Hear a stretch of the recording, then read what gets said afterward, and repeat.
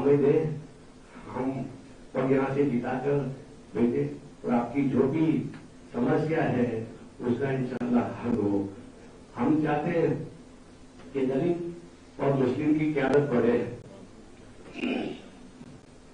हम लोग ज्यादा से ज्यादा सीधे मुस्लिम की भी लड़ाई, दलित की भी लड़ाई और दोनों का साथ लेकर जहां जहां दलित की सीट है वहां पर मुस्लिम वोट ज्यादा है तो अपना सिंबल लेकर अपने वोट लेकर उनको जिताए। ऐसी आप सबको गुजारिश है और मैं इतनी बात कहकर मेरी बात खत्म करूंगा और आप लोग ऐसा साहब को सुनने के लिए आए और ये मेरी बात खत्म करो। लाभित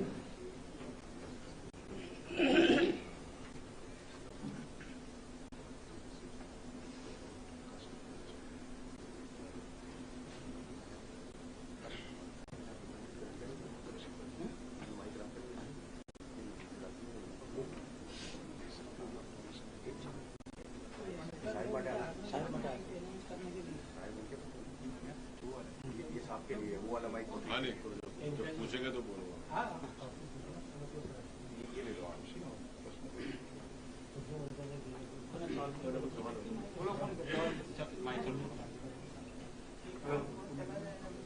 कौन मेरा सवाल में शुरुआत करेगी?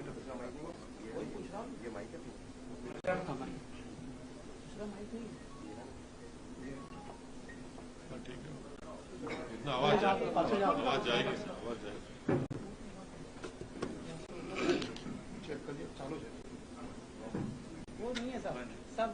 अस्सलाम वालेकुम।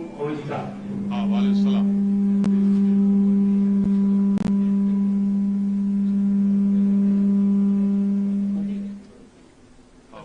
गुजरात में और बनासकांठा में और सिद्धपुर में ओडिशा का हम तहे दिल से शुक्रिया अदा करते हैं यहाँ आए। मेरा सवाल है था कि गुजरात में 9 से 10% मुस्लिम वोटर्स की आबादी है। पहला सवाल है कि हम गुजरात की असेंबली में मुस्लिम नुमाइंदे अभी 3 हैं, इनकी तादाद कैसे बढ़ा सकते हैं? और अभी आम आदमी पार्टी, कांग्रेस और आप ये तीनों भाजपा के सामने है। भाजपा प्रो मुस्लिम है, मुस्लिम कोई वोट देता नहीं जैसे आपकी हिंदुओं में है। तो आप इस हालात में हमारी तादाद, हमारी आवाज गुजरात असेंबली में कैसे बढ़ाएंगे? गठबंधन करेंगे या कैसे करेंगे? वही हमको जो इख्तियार मिल जाए तो हम आपके साथ हैं।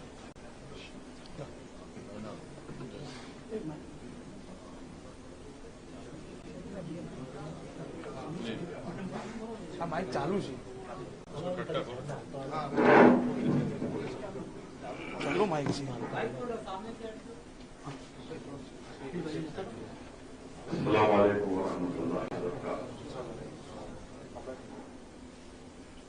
आपके सवाल के जवाब में सबसे पहली बात मैं इस बात की वजाहत करना चाहूंगा कि मजलिस के साथ सिर्फ मुसलमान ही नहीं है, मजलिस के साथ हमारे हिंदू भाई भी हैं, दलित भाई भी हैं और ओबीसी समाज के लोग भी हैं।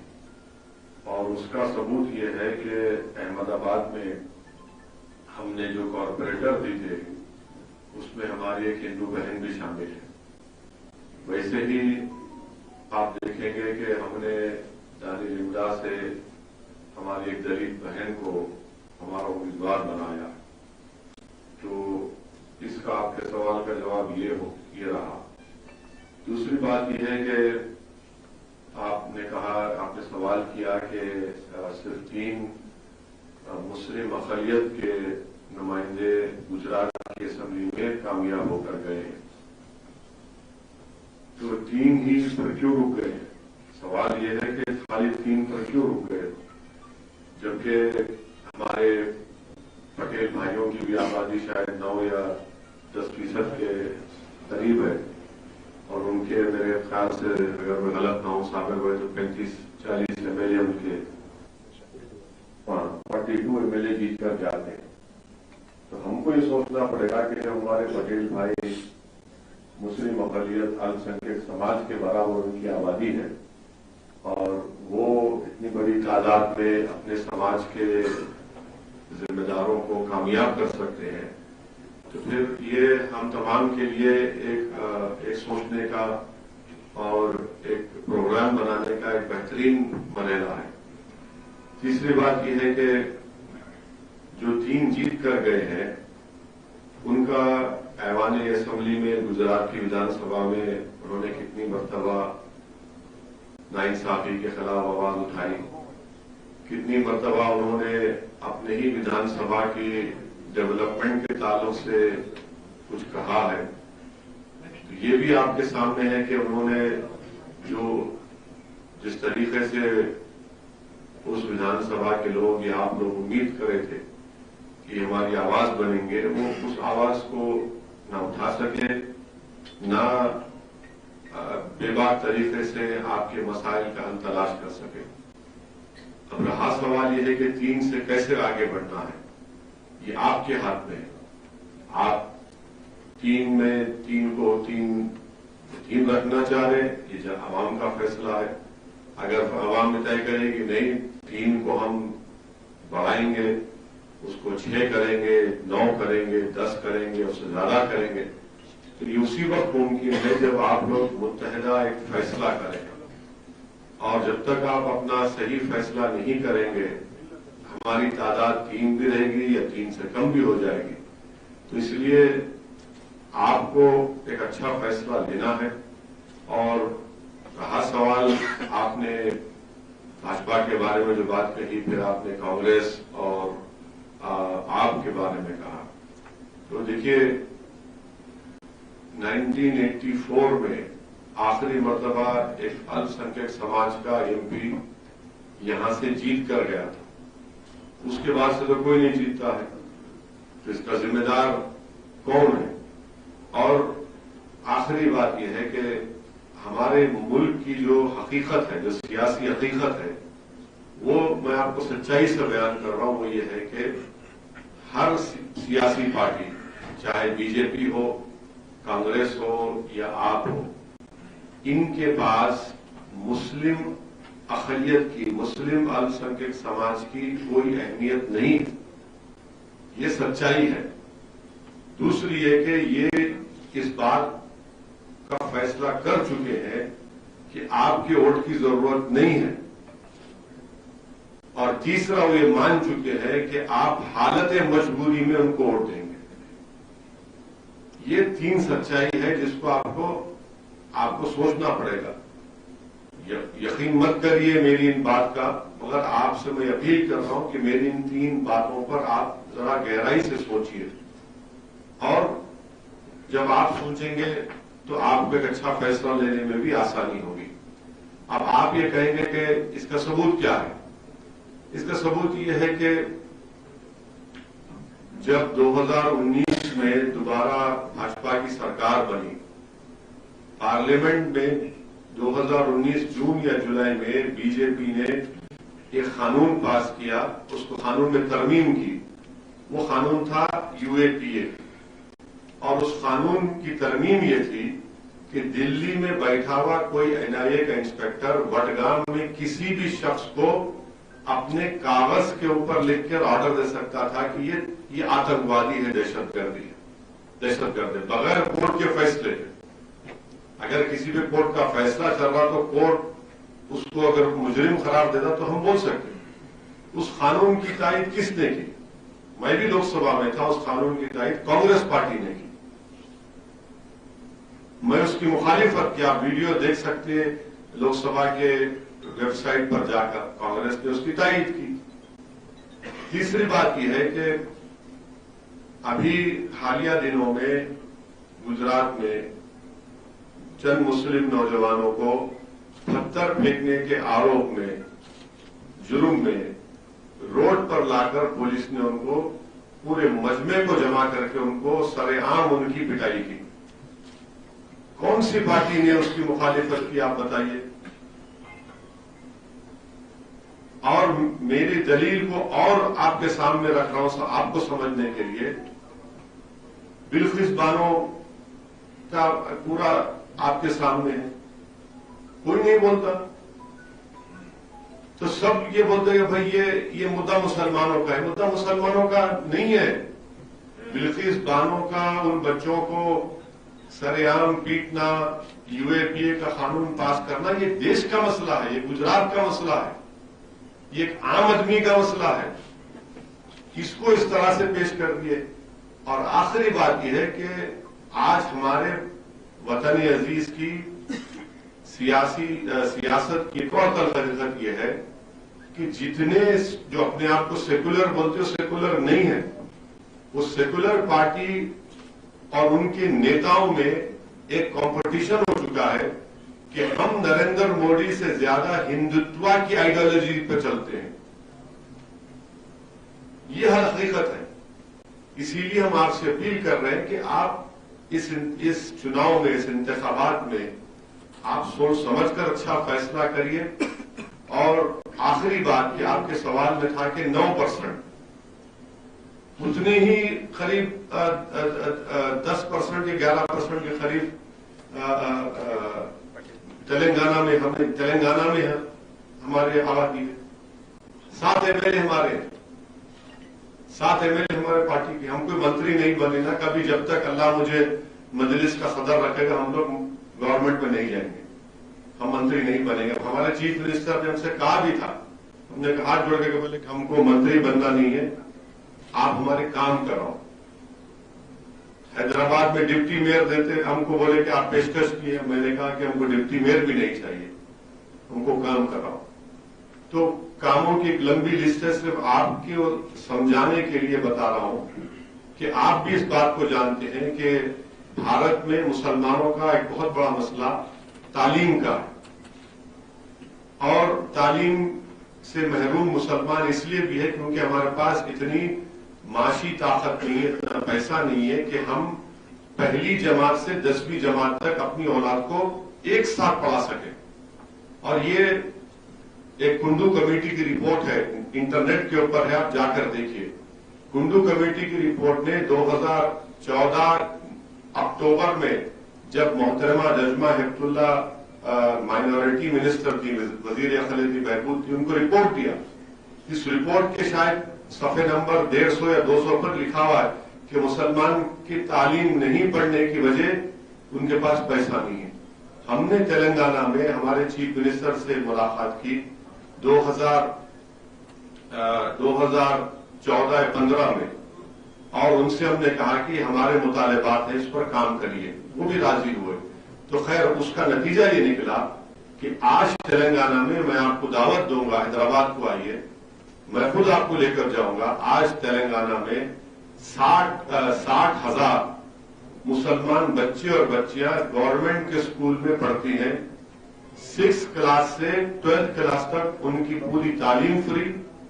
बच्चों का स्कूल अलग, बच्चियों का स्कूल अलग, उसमें हॉस्टल भी उसी स्कूल की बिल्डिंग में, उनका रहना, उनका खाना, उनका कपड़ा और तालीम मियारी तालीम है। जब हमने स्कूल को 2015 में शुरू किया तो मुझे लोगों को बुलाना पड़ता था, ए साबिर भाई अपने बच्चों को दलाओ इसमें। उतना बढ़ गया कि अब उसका एंट्रेंस होता है स्कूल में एडमिशन के लिए। तो ये सियासी ताकत हो सकती है। आप इन 7 एमएलए का हमने इस्तेमाल ऐसा किया।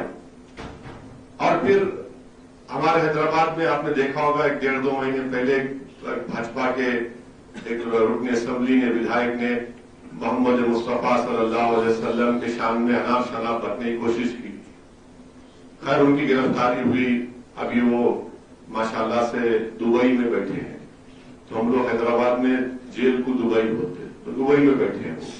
तो उस वक्त क्या हुआ, नौजवान रात में बहुत गड़बड़ कर रहे, जज्बात में थे। जाहिर है जब रसूलुल्लाह सल्लल्लाहु अलैहि वसल्लम के बारे में कोई इस तरह की बकवास उठेगा तो जज्बात में आते। एक रात में 75 बच्चों को पुलिस ने गिरफ्तार किया। मैं आपको इलाका ही बता रहा हूं, मैं रात भर हमारे पूरे जमात के मजलिस के लोग काम किए। अल्हम्दुलिल्लाह उन बच्चों को 2-3 घंटे में, 3-3.25 घंटे में अपने घर को पहुंचा दिए। तो ये तो आप काम कर सकते हैं ना, ये काम हमको करना है। देखिए अगर भारत के मुसलमान ये समझेंगे कि नहीं हमको इलेक्शन जीतना इसलिए क्योंकि मेरे को मंत्री बनना है, भाई मंत्री संतरी तो 60 साल से कोई बन रहा है, मगर जब कोई मंत्री बनता है तो संतरी का भी तकर्रुर नहीं कर सकता वो। तो इसलिए आपको सही मानों में अपनी सियासी आवाज को, अपनी सियासी लीडरशिप को बनाना है। अब एक और बात आपके समझाने के लिए अर्ज करना चाहूंगा। आप तमाम ने CAA के खिलाफ एहतजाज किया, सबने किया ना, बड़े बड़े जुलूस निकाले, आपने निकाले ना, हजारों की तादाद में, लाखों की तादाद। अब खामोश क्यों बैठ गया? बोलिए क्यों खामोश बैठ गया? खतरा ज्यादा है। वो भी है, और दूसरा क्या है कि हम रोज तो एहतजाज नहीं कर सकते, कोई तंजीम नहीं कर सकती। मैं उस वक्त भी पुकार के कह रहा था कि इस एहतजाज को सियासी ताकत में तब्दील करो। आप रोड पर तो निकल गए, हुकूमत को आपने मजबूर कर दिया, मगर उसका माने ताकत तो हम दिखाए, मेहनत हम किए, कुर्बानियां हमको देना पड़ा, जेल को लाठियां सब खाए, मगर सियासी फायदा आपको नहीं हुआ। तो इसीलिए मेरी आपसे गुजारिश है कि हमको पॉलिटिकल एजुकेशन की भी जरूरत है, सियासी तालीम की जरूरत है। अगर हम उस एहतजाज को, भारत की आजाद भारत की तारीख का एक बहुत बड़ा एहतजाज था, वो बहुत बड़ा अवामी एहतजाज था, सियासी लीडरों का नहीं था, वो एक अवामी एहतजाज था, मगर हमने उसको अपने लिए इस्तेमाल ही नहीं किया। तो इसीलिए मेरी आपसे गुजारिश है कि आप इन बातों पर आराम से गौर करिए और एक अच्छा फैसला लीजिए, ताकि गुजरात की विधानसभा में जब आपका कोई नुमाइंदा जाएगा, चाहे वो मुसलमान हो या हमारा गैर मुस्लिम भाई हो, वो कम से कम हमारी तकलीफ को समझे, हमारे जज्बात को समझे, हमारे मुश्किलात है उसकी आवाज उठाए। जीत कर जाकर अगर आप 3 जीत कर गए और गूंगों की तरह, अंधों की तरह बैठे हुए, तो फायदा क्या है? और याद रखिए कि सरकार बदलने का काम हम नहीं कर सकते, ये भी हकीकत है। कोई आके आपको बहुत बोलेगा मैं चांद से मट्टी ला के दूंगा, अरे भाई तू नहीं ला सकता चांद से मट्टी, वो जब तक तुम रॉकेट में नहीं गए वहां पर नहीं जा सकते। ये सच्चाई को सामने रख के हमको फैसला लेना है, और जो बातें मैंने आपके सामने रखी हैं वो हम उसको हासिल कर सकते हैं। इसीलिए मेरी आपसे गुजारिश है कि आप लोग मुत्तहिदा एक अच्छा फैसला करें विधानसभा में, और ताकि हम जब आपका नुमाइंदा जाएगा गुजरात की विधानसभा में, तो सिर्फ टीवी चैनल पर नजर नहीं आना आपको, वो आपको वडगाम में भी नजर आना। जब असेंबली में जाएगा विधानसभा में, तो आपकी बात भी करना हो, ये आपको होना चाहिए। अब आप बोलेंगे आप भी बहुत ज्यादा टीवी पर, यकीनन मैं टीवी पर बहुत जाता हूं, मगर आप मेरे संसद में पूछ सकते हैं कि कम से कम 8 या 10 दिन में एक मरतबा अपने कॉन्स्टिट्यूंसी में एक आधा घंटा 1 घंटा पैदल फिरता हूं, मैं लोगों से मुलाकात करता हूं, बातचीत करते हैं हम लोग। तो ये आपके लिए बहुत जरूरी है। मेरी आपसे रमन गुजारिश है कि आप मजलिस की तायीद करिए, आप मजलिस का सपोर्ट करिए, मजलिस के जो यहां से जो कैंडिडेट होगा उसकी कामयाबी के लिए आपका ताउन, आपकी दुआएं बहुत जरूरी है, आपकी सरपरस्ती की बहुत बड़ी जरूरत है, ताकि हम एक अच्छे आदमी को कामयाब कराकर अपना MLA बनाकर गुजरात की विधानसभा में भिजा सकें।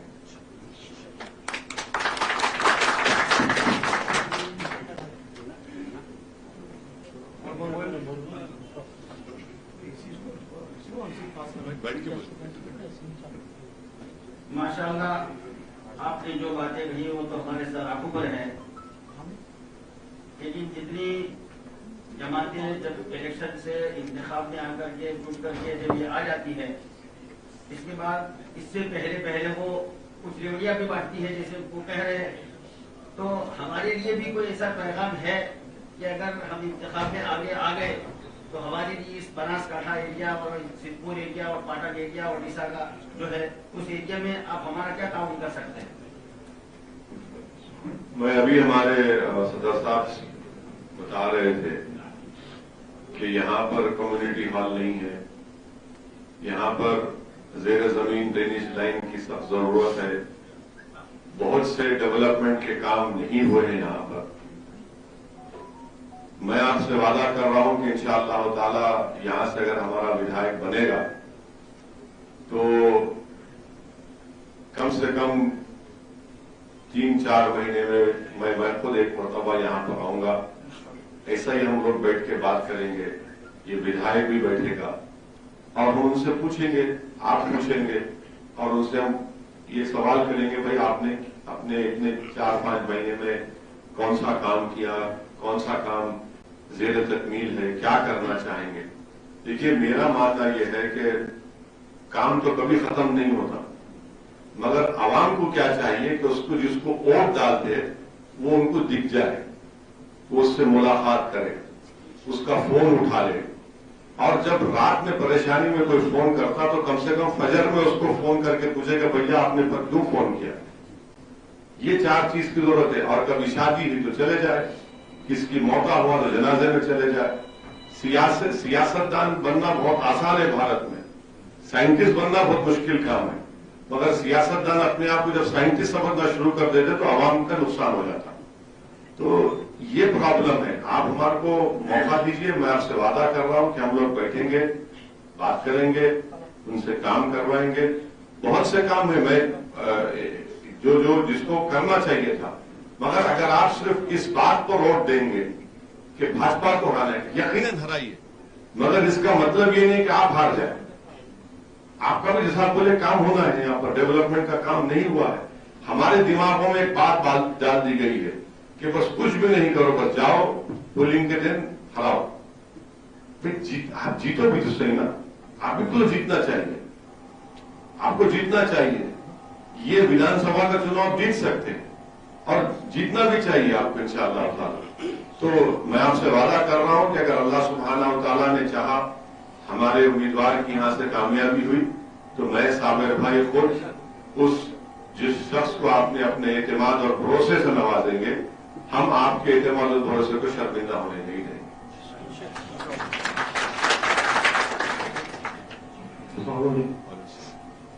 सर मेरा सवाल आपसे ये है कि आपका माशाअल्लाह काम हमें बहुत अच्छा पसंद है। सर आपकी कुछ पॉलिसी और थियरी से हमें इख्तिलाफ है कि जैसा कि अभी ऐसा हमें महसूस होता है कि आप रात को आए, सुबह आपने अपना उम्मीदवार खड़ा कर दिया, न ग्राउंड लेवल पे कोई मदद है, न बहुत से इलाकों में कोई उम्मीदवार खड़ा होने वाला है, न आपको मालूम था कि हमें उम्मीदवार खड़ा करना है, तो कोई पहले से कोई मेहनत हमें नजर नहीं आती, जिसकी वजह से फिलहाल तो हमें ऐसा महसूस होता है कि इंतशार के अलावा और कोई नजर नहीं आ रहा है। तो इसके लिए इसका आपके तो अब पूरे गुजरात में अगर 3 मुसलमान जीत के आ रहे तो वो तो इत्तेहाद की निशानी नहीं है। अगर 3 की जगह पे अगर 10 जीत कर आते, 8 जीत कर आते, तो वो समझ में आता है कि आप में एक सियासी ताकत है। 3 जीत कर आना खुद एक इंतशार की बेहतरीन मिसाल है। जहां तक रहा सवाल कि इस विधानसभा में हम लोग जमीन पर नहीं है, तो मैं आपकी इस बात से मुतफिक नहीं हूं। हम लोग जमीन पर हैं और आप ये जरूर बोल सकते हैं कि और मेहनत करने की जरूरत है, इन कमजोरियों को दूर करने की जरूरत है, मैं इकरार करूंगा। मगर अगर आप ये बोलेंगे जमीन पर नहीं है तो जरा ये बात ज्यादा हो जा रही है। हम जमीन पर है, इसका ये मतलब नहीं है कि हम सिर्फ चुनाव से पहले आए हैं, ऐसा भी नहीं है। क्योंकि हमने गुजरात में अहमदाबाद की बल्दिया इलेक्शन में हमने इंतखाबात में हिस्सा लिया, कोदरा में लिया, मोडासा में लिया, भरूच में लिया, सूरत में भी हम लड़े और पिछले साल 1.5 साल से जनाब साबिर भाई और दूसरे जिम्मेदार मजलिस के दिन और रात मेहनत कर रहे हैं। तो यहाँ पर हमारा एक मेंबरशिप भी यहाँ पे हुई है हमारी, यहाँ पर हमारे जिम्मेदार भी लोग हैं। कमजोरी होगी, मैं इसका इकरार, मैं ये कहेंगे कमजोरी नहीं है, मैं इसको मानता हूँ कमजोरी है, मगर यहाँ पर हमारे लोग हैं, काम कर रहे हैं। आपकी सरपरस्ती, आपका ताउन मिला तो उसमें इंशाअल्लाह और ताकत और तेजी पैदा हो जाएगी।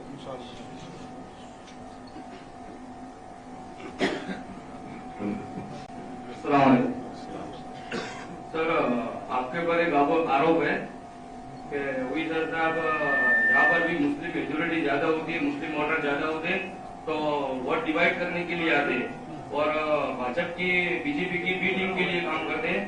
और ऐसे आरोप आप पर लग रहे और ऐसा माहौल बनाया जा रहा है यहाँ पर, बराबर। मुस्लिम वोटर जो भी है उनको ऐसा समझाया जा रहा है कि ये बीजेपी के लिए काम करते हैं और मुस्लिम वोटर डिवाइड करने के लिए आते हैं और उसका सीधा फायदा बीजेपी को फायदा कराने के लिए यहाँ पर आते हैं, बराबर। तो उसके बारे में सर ये आरोप है आप पर, उसके बारे में आप सब क्या कहना चाहते हैं? नहीं, ये आरोप तो मैं जब तक जिंदा रहूंगा मेरे को लगता है। तो ये आरोप ऐसा है जैसा कि घर में मेरी बीवी मेरे से खुश नहीं रहती होता है। तो क्योंकि वक्त हम नहीं देते तो शिकायत करते, तो ये आरोप ही है, सच्चाई नहीं है इसमें। सच्चाई इसलिए भी नहीं है क्योंकि देखिए पिछले असेंबली चुनाव में तो गुजरात में हम नहीं लड़े, फिर 3 क्यों जीते? लोकसभा का चुनाव हम नहीं लड़े तो क्यों मुसलमान एक अल्पसंख्यक समाज से कामयाब नहीं हो सके? पूरे भारत में 2019 के लोकसभा के चुनाव में हमारी पार्टी ने सिर्फ 3 सीट पर लड़ा लोकसभा की। हैदराबाद, जहां पर अल्लाह के फजल करम से हैदराबाद की आवाम को सलाम, हमने बीजेपी को हराया वहां पर। दूसरी सीट हमने औरंगाबाद महाराष्ट्र में लड़ी। 21 साल का शिवसेना का एमपी था वहां से, 21 साल का। हमारे इम्तियाज जलील साहब ने इलेक्शन लड़कर उसको 10,000 वोट से हराया। तीसरी सीट हम लड़े बिहार में किशनगंज में, 3 लाख वोट मजलिस को मिले, 3,25,000 वोट नीतीश कुमार की पार्टी को उम्मीदवार को मिले और 3,50,000 कांग्रेस को मिले।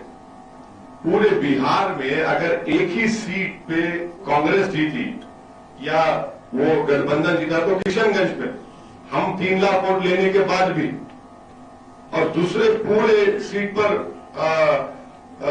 नीतीश कुमार और भाजपा जीत गए।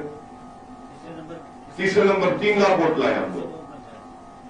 अब आप बताइए कि 545 की पार्लियामेंट में हम 3 लड़ रहे हैं, 2 जीत रहे हैं और 1 पे कांग्रेस जीतती है और बीजेपी 300 एमपी जीत जाती, तो मैं कहां जिम्मेदार हूं? फर्ज करिए, चलिए मैं आपके सामने आता हूं, चलो मैं सौदा करता हूं, तुम मेरे को पैसे दो, तो आप बोलेंगे 3 पर क्यों दूंगा तेरे को मैं?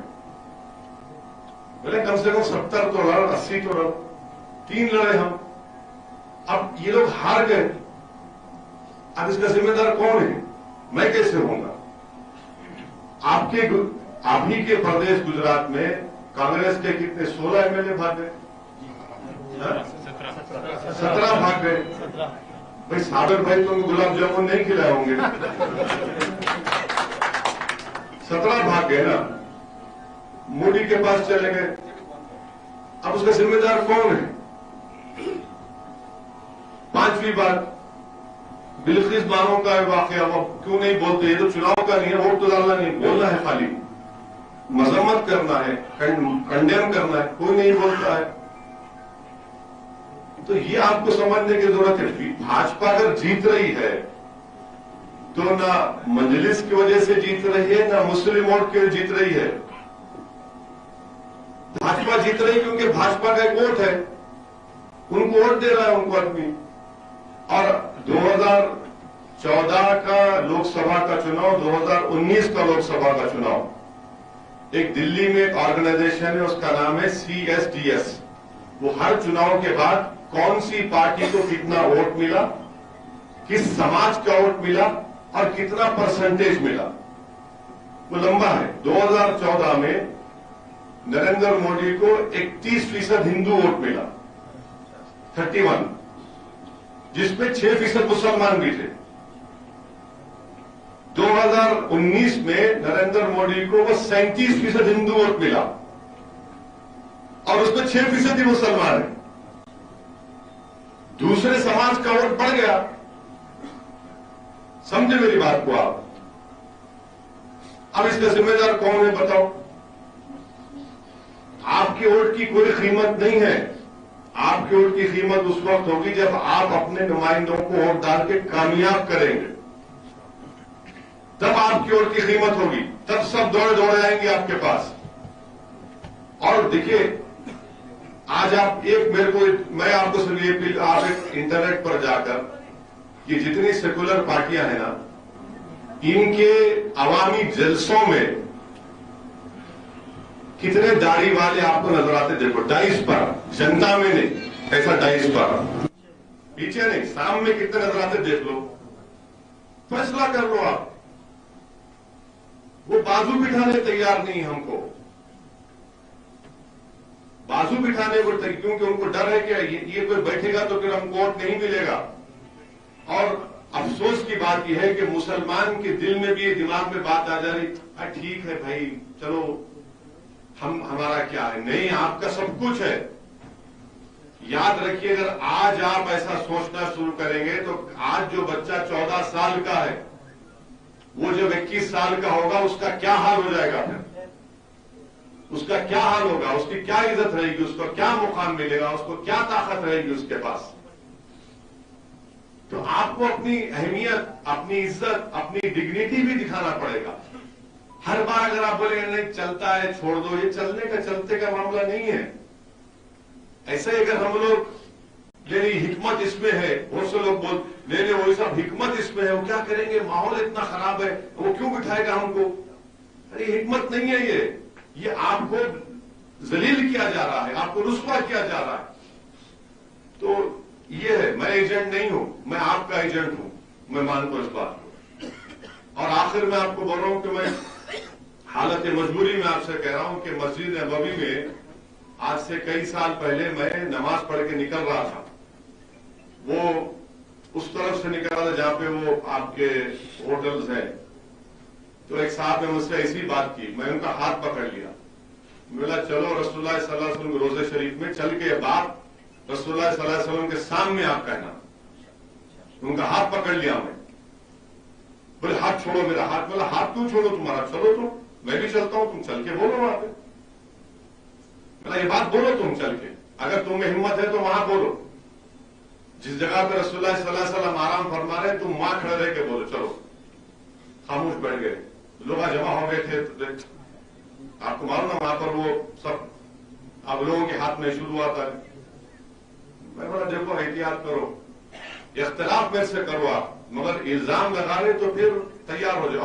और एक बात देखिए, अल्लाह सुब्हाना ताला कुरान करीम में फरमाता कि जो अल्लाह की राह में जिद्दोजहद करते लोगों के इल्जाम की परवाह नहीं करते। मैं भी परवाह नहीं करता हूं, क्योंकि मैं जब जाऊंगा खबर में तो मेरे को या अल्लाह के सामने जब हम सब खड़े होंगे तो मेरे को मेरे अमाल का हिसाब देना है। और मुझमें इतनी ताकत नहीं है कि मैं अल्लाह के सामने खड़े रह के हिसाब दूं, बस अल्लाह गफूर रहीम है। मगर इतना तो मैं बोलूंगा कि मैं अपनी नजरों में नहीं गिर सकता, मैं कोई इतना बड़ा नेक फरिश्ता नहीं हूं, मुझमें भी बहुत ऐब है, मगर मैं कम से कम अपने जमीर का सौदा तो जिंदगी भर नहीं करूंगा।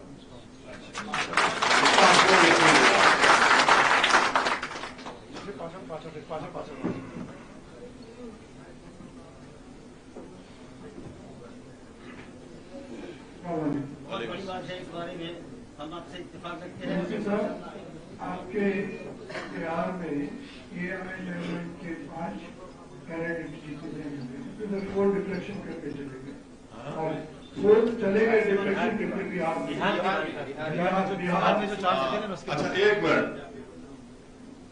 तो हमारे 5 जीते, हमारे माजिद साहब यहाँ पर है नहीं है, ऊपर रूम में। हम लोग 2015 से बिहार के सीमांचल इलाके में काम कर रहे हैं, बहुत मेहनत की हम लोग, दिन रात मेहनत किए।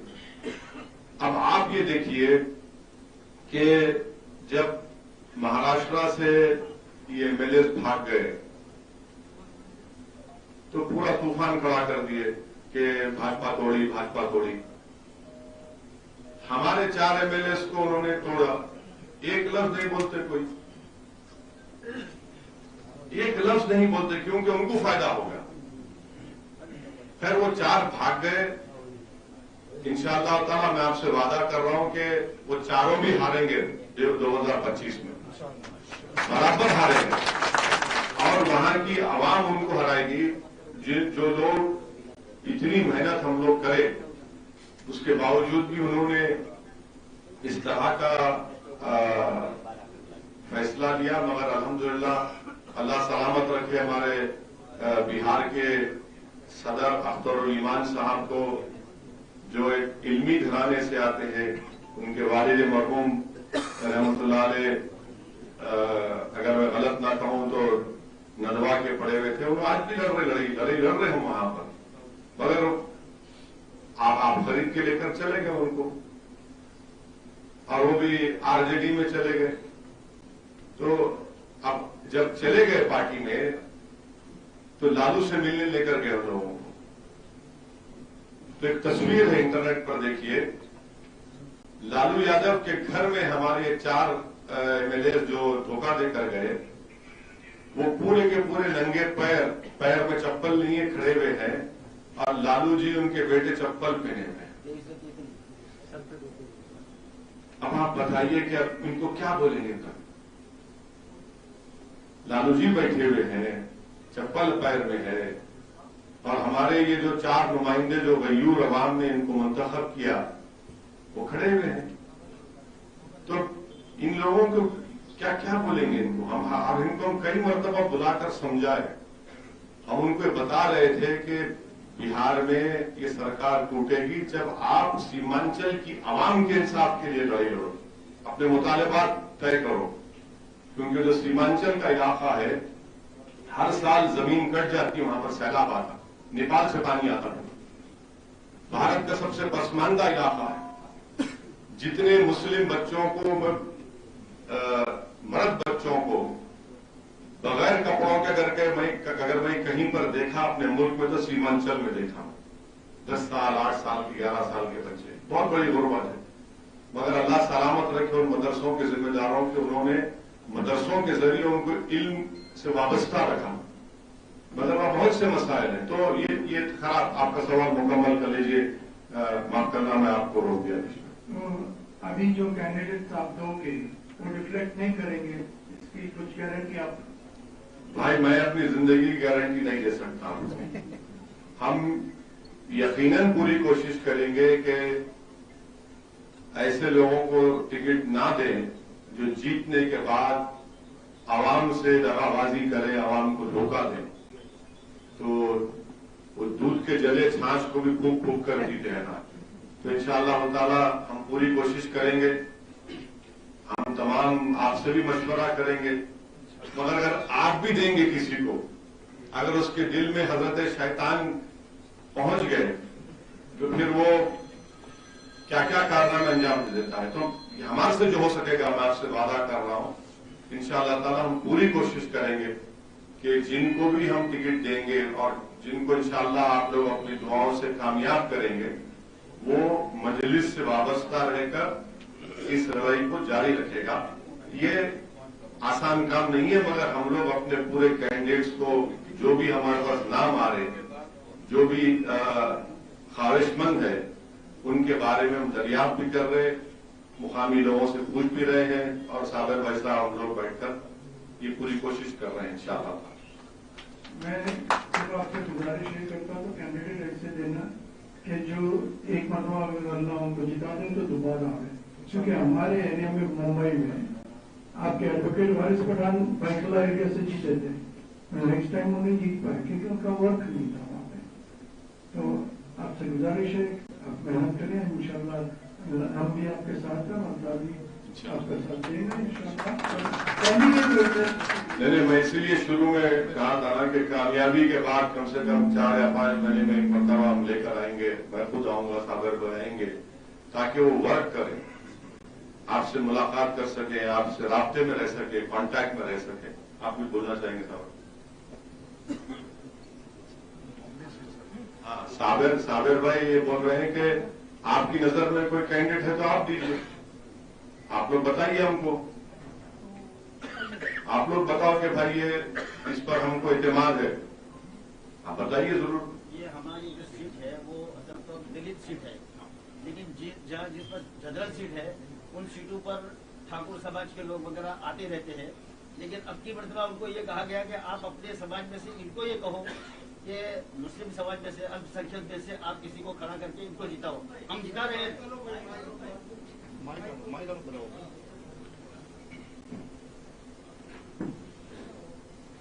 जहाँ जहाँ पहले से ये तो हमारी तो ये दलित सीट है। नहीं, एक दलित है भी तो आप दीजिए ना। हाँ, नहीं वो तो है, वो तो इसमें दिल्ली में तो नहीं है, जो कभी खंगाल रहे हैं, चेक कर रहे हैं क्या क्या है, क्योंकि इतना कैपेबल अभी तक हमारे सामने कोई ऐसा कैंडिडेट नहीं आया। और हमारे मुस्लिम ह्यूमन समाज में कोई ऐसा आदमी नहीं है जिसको हम खड़ा करके आगे बढ़ा सके।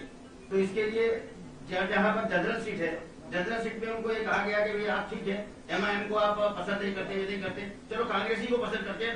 तो कांग्रेस में आपने 3-4 मरतबा ठाकुर समाज के लोगों को आपने जिताया है, तो एक मरतबा आप क्यों कह दे कि भाई 4 मरतबा 5 मरतबा आपको हमने जिताया है, तो एक मरतबा हमको जिताइए। तो ये मसला आप रखिए ताकि समझ जाएगा दूध का दूध, पानी का पानी। बिल्कुल बोल रहे हैं, ये बात आपकी माकूल है। इंशाअल्लाह ताला मैं उसको और मसाला लगा के तकरीर बोलूंगा इंशाअल्लाह।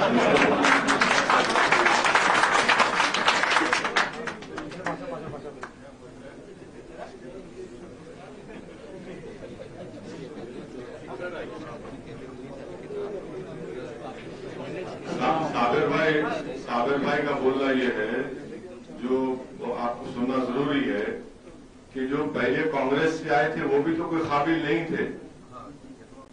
आपने उसको काबिल बनाया, आपने उसको सरपरस्ती की, आपने उसको खाना खिलाया, आपने अपने जेब से अपना पैसा खर्चा और आपने उसको कामयाब किया। वो तो कोई सरखाब के पर लगे नहीं थे कि आकर जीत गए ऐसे। तो आपकी मेहनत थी, आपने उसको काबिल बनाया, वो कामयाब हो गया। अब कामयाब होने के बाद अगर कोई बोलेगा कि नहीं मेरी काबिलियत से मैं जीत गया, तो ये जो मई का मामला है ना, सियासतदानों में बहुत होता है। जब तक चुनाव रहता तो साहिब बोलते, जीतने के बाद वो अलग ही बात है। तो काबिल तो आपको बनाने का, इसलिए अगर आपके नजर में कोई है इस विधानसभा में, आप जरूर बताइए। और दूसरी जगह पर भी आप जो बोल रहे हैं वो बराबर हम बोल रहे हैं, हम बोलेंगे, बात फिर से बोलेंगे इंशाअल्लाह।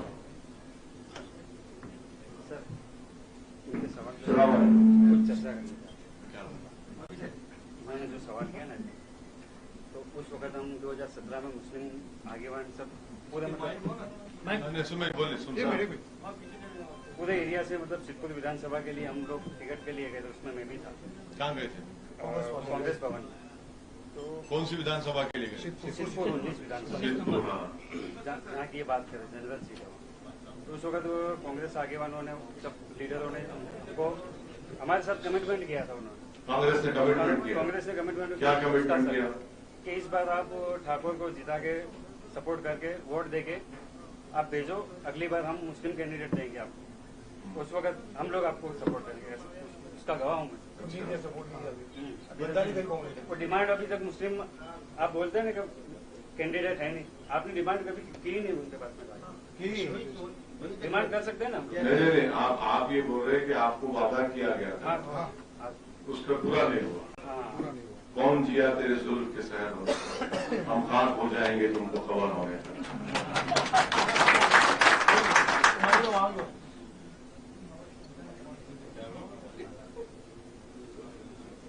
हाँ, સાબિરભાઈ આપણી મજલિસના સદસ્ય છે અને કરતા હતા। हिंदी में बात करता हूँ। साबिर भाई जो अपनी मजलिस के सदस्य हैं और जाने माने हैं हमारे गुजरात के, तो वो उनका मैंने सोशल मीडिया में देखा था कि वो बोल रहे थे कि मैं RSS को मानता हूँ और RSS का बंदा हूँ, ऐसा बोला था, हमने सुना था। तो आप हम मजलिस को माने या उनको माने? अभी केजरीवाल ये कह रहे हैं कि मैं जन्मजात RSS, जो मैं शायद से लोगों शायद अभी भी बोल रहा हूँ मैं, केजरीवाल ये कह रहा है कि मेरा फैमिली पूरा जन्मजात RSS का है, RSS के साथ जुड़ा हुआ। मैं भी वापस ये रिकॉर्डिंग मत करना, नहीं तो वो काट के लिए एडिटिंग करके आप ऐसा बोले नहीं। मैं ये बताया आप एडिटिंग था सर, आप तो नहीं बोले ना? नहीं बोले एडिटिंग कट। मैंने ये कहा कि केजरीवाल ये कहता है कि मेरी फैमिली RSS के साथ जुड़ी हुई है, मेरे बाप दादा के टाइम से हम लोग RSS के साथ है। मैंने ये बात कही, तो उन्होंने क्या करा, एडिटिंग करके वो पीछे का काट के आगे का वो लोग ने निकाला है। बाकी आरएसएस का आयु मैं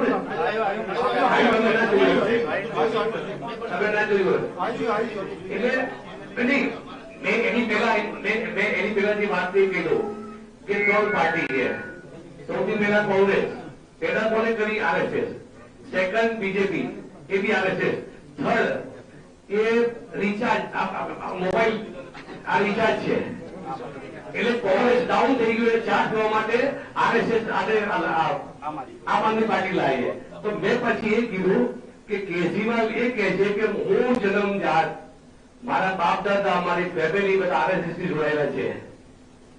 આરએસએસ એનું એનું તો એના એડિટિંગ કરીને એને આમ કર્યું। પછી સામે અમે પાછું જે બોલ્યો ને આખું મેં જવાબ મોકલાયો કે મેં આ કીધું। એટલે મારો કહેવાનો મતલબ આ છે કે 3-3 પોલિસી શું છે તમે સમજો। આરએસએસ થી આવે 3-3 તો તમે આ પાર્ટી બી તમે આપશો વોટ તો આપણી શું દશા થવાની છે? મારું કહેવાનો મતલબ એ હતું અને મેં એનો ખુલાસો બી આપ્યો હતો। એટલે તમે ચેતી લેજો, આ જે તમને લોલીપોપ આપે છે કે 300 યુનિટ ફ્રી આપીશું। नमस्कार सर, भाटगांव में दलित और मुसलमान लिए कोई अच्छा हिस्सा चाहिए कि आधी रात दरवाजे खुले होना समाज तो मुसलमान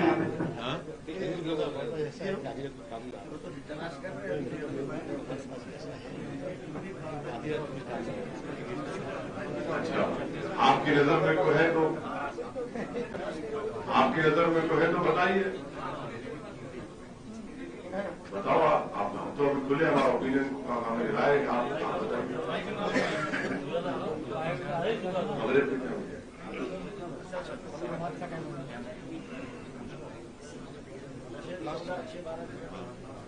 गुजरात में सर बिखरी हुई मुस्लिम कम्युनिटी है, आप कांग्रेस से आपसे कुछ ऐसे ताल्लुकात या मैं देखिए, आप कुछ करना चाह रहे नए काम तो करिए, मैं रोकने वाला नहीं हूं आपको। मगर आप ये सोच लीजिए कि क्या वो मेरा नाम सुन के उनको रातों में नींद चले जाती है? नहीं, प्रश्न है तो थाली मारने के लिए उनकी रातों में नींद चले जाती। वो लोग यही चाहते हैं कि मैं माने हम लोग आकर उनके सामने उनके चौखट पे आके हम सर टेक देना, वो मेरे से नहीं होता। मैं यकीनन सियासत कर रहा हूं और मेरे सियासत करने का मकसद एक ही है जो मेरे को हमारे बुजुर्गों ने सिखाया कि भाई आप मुस्लिमों का साथ दो, इंसाफ के लिए लड़ते रहो और भारत के संविधान में जो हमको हुकूक दिए गए हैं फंडामेंटल राइट्स, जिसमें बहुत सी चीजें उनको हासिल करो। मगर ये तमाम जो 2 पार्टी का आप नाम लिए, इनका मकसद एक ही है कि आप सिर्फ वोट डालो और अंधे और गूंगे बन के अपने घर में बैठे रहो। वो हमसे नहीं हो सकता है। और ये लोग अगर बातचीत करने को तैयार, बातचीत तो छोड़ो आप, वो आपकी इज्जत नहीं करते। भाई बिल्किस बानो के बारे में जब किसी आपके लीडर से पूछा गया तो आपने बिल्किस बानो पर कुछ नहीं कहा, तो आपके लीडर ने कहा कि हमको स्कूल इंपॉर्टेंट है, हमको टीचर इंपॉर्टेंट है। भाई अगर बिल्किस बानो की बेटियां जिंदा रहती तो वो भी तो कॉलेज में पढ़ रही होती अभी तक। 3 साल की बच्ची थी वो। तो हाँ, 2004 से 2012 तक मैं यूपीए की सपोर्ट किया, जब डॉक्टर मनमोहन सिंह वजीर आजम थे। और जब मैं सपोर्ट कर रहा था तो चिदम्बरम होम मिनिस्टर थे, तो वो एक कानून को और मजबूत किए, यूएपीए का कानून का। यूपीए के साथ रहते हुए मैं उनके इस कानून के खिलाफ वोट दिया। मैं इस कानून के, आप देखो लोकसभा में इस तकरीर है, वोट भी दिया उसके खिलाफ। और मैं यूपीए को छोड़ भी दिया 2012 में, क्योंकि हैदराबाद में जब इनकी कांग्रेस की सरकार थी, हैदराबाद में एक वक्त ऐसा आया कि 40 दिन में 25 स्टैबिंग इंसिडेंट हुए। और जो मुसलमान हजरात शादी से निकलते रात में, एक ग्रुप था जो चाकू मारता था। हम लोग सपोर्ट विड्रॉ कर लिया, बोले तुम नहीं काम छोड़ दे रहे। मैं एक ही एमपी था हैदराबाद में, जब आंध्र प्रदेश था, हम छोड़ दिए। अब आप बोलना चाह रहे हैं कि आप लोग मिल बैठ के बातचीत क्यों नहीं करते, ये बोल रहे ना आप, यही बोल रहे ना। आप कोशिश करो, नहीं, देखिए आप कोशिश करो, आप नहीं, आप कोशिश करो, नहीं, आप कोशिश करो, आप बात करके देखो उनको, इनका एक ही जवाब होगा, अरे वो हैदराबाद से यहाँ क्यों आया वडगाम को, उसको हैदराबाद से गुजरात आने की क्या जरूरत है। भाई नरेंद्र मोदी गुजरात से निकल के बनारस में एमपी का इलेक्शन लड़ सकते तो मैं यहाँ नहीं आ सकता हूँ। राहुल गांधी कहाँ के मेरे को नहीं मालूम, केरला में जाके लड़ते हैं और जीतते कहाँ है जहां पे 30% मुसलमान है, हारते कहाँ है जहां पे 10% मुसलमान है, और मजलिस दोनों जगह पे नहीं लड़ी। आप मेरी इस बात को यकीन करो आप कि आज मुल्क में सियासी तौर पर अल्पसंख्यक समाज के वोटों की किसी को भी जरूरत नहीं है। ये सब ये समझ रहे हैं कि आप हालत मजबूरी में इनको वोट डालेंगे, और इससे क्या हो रहा है कि हमारे जो मसाइल है, जैसा वडगाम के डेवलपमेंट का मसला है, कम्युनिटी हॉल का मसला है, मैं सागर भाई के विधानसभा में गया और जमालपुर में गया, अगर जो डेवलपमेंट के काम वहां पर नहीं हुए उसका अगर 40% हैदराबाद में होगा तो मेरे को लोग वोट देंगे हैदराबाद में। मसला क्या है कि आपको अपने वोट की अहमियत दिखाने का है। वोट की अहमियत कब आपकी दिखेगी, जब आप मुत्तहिदा तौर पर अपनी पार्टी को वोट डालेंगे, तभी इन लोगों को मालूम होगा कि अब आप बाशऊर हो चुके हैं और ये हम खामोश नहीं बैठने वाले। वरना क्या होगा, चुनाव जैसा आएगा, खरीब आएगा, यही जिस सिलसिला शुरू हुआ था, नहीं भाई ये 3 है, 3 को बचा लो। मैं आपको कह रहा हूं कि 3 को बढ़ाओ, 3 से 7 करो, 3 से 6 करो, और कोई जब जीत कर भी जाएगा आपका, तो कम से कम आपके जज्बात की तर्जुमानी तो करे। हम भी भारत की पार्लियामेंट में मजलिस के सिर्फ 2 एमपी हैं, और अल्हम्दुलिल्लाह जब हम बोलते तो अल्लाह के फजल और करम से सच्चाई को बयान करते और पूरे ऐवान को हिला के रख देते हम लोग। हम बताते कि बीजेपी को 6-7 मिनट का वक्त मिलता है, सब चीज उसका खुला सामने रख देते उनके। तो ये होना चाहिए। हर बार अगर हम समझेंगे नहीं सत्ता में आएंगे, सत्ता में आने का छोड़ दीजिए, आप अपनी लीडरशिप को पैदा करें, अपनी आवाज को मजबूत करिए, ताकि हमारे मसाइल को हम सही तरीके से लेकर जा सके आगे। तो किसी से दुआ करवा दीजिए और वहां से ये लगाओ।